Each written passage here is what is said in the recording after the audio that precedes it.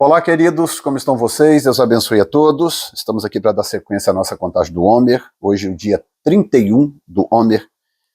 E eu quero rapidamente ler com vocês em Ruth, capítulo 2, onde,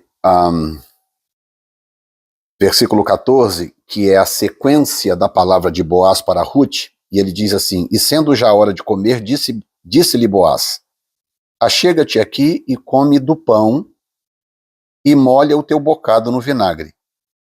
E ela se assentou ao lado dos segadores e lhe deu do trigo tostado.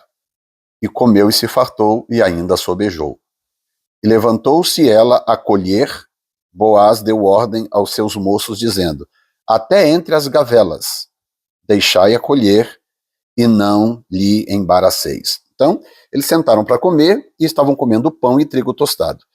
Chega-te aqui e come do pão e molha o teu bocado no azeite, no vinagre, perdão. E ela se assentou ao lado dos segadores e ele lhe deu do trigo tostado.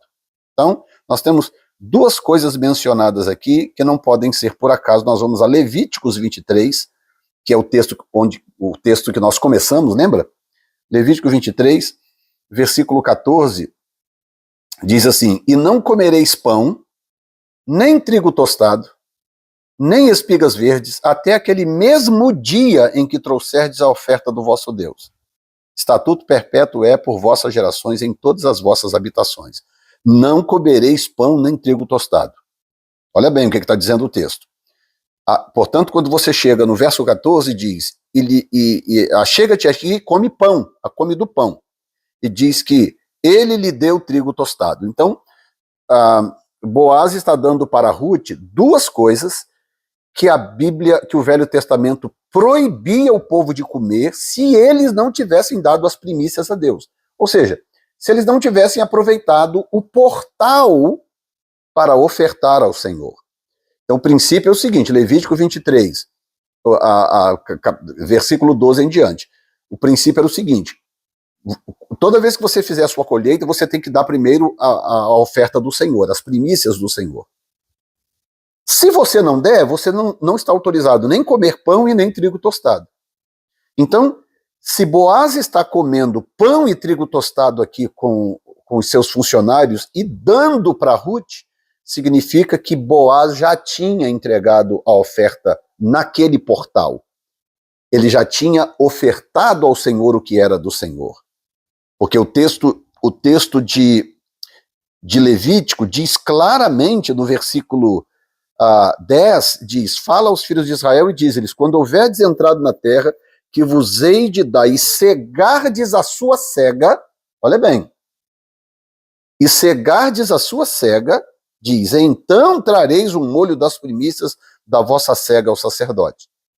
Ora, o livro de Ruth é exatamente um livro escrito na cega. Por isso que no verso 14 ele diz: vocês não vão comer nem pão nem trigo tostado, enquanto não der o que é do Senhor. Então, quando eu vejo Boaz comendo, aproveitando, curtindo a festa da colheita, dando pão para os seus funcionários e trigo tostado para eles, incluindo Ruth, isso me diz clarissimamente que esse era um homem que valorizava os portais. Um homem que valorizava a oportunidade de estar diante de Deus, abençoar a Deus, honrar a Deus, ofertar aos sacerdotes. Porque o texto do que eu acabei de ler de Levítico diz claramente que o sacerdote vai mover aquilo diante de Deus para que o ofertante seja aceito. Então, nesse dia 31, nós estamos diante do fortalecimento da importância desses portais.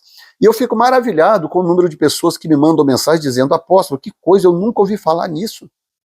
Nunca falaram isso na minha igreja.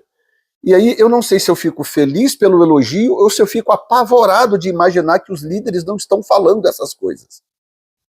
Eu estou decidindo ainda se eu me alegro ou se eu me apavoro.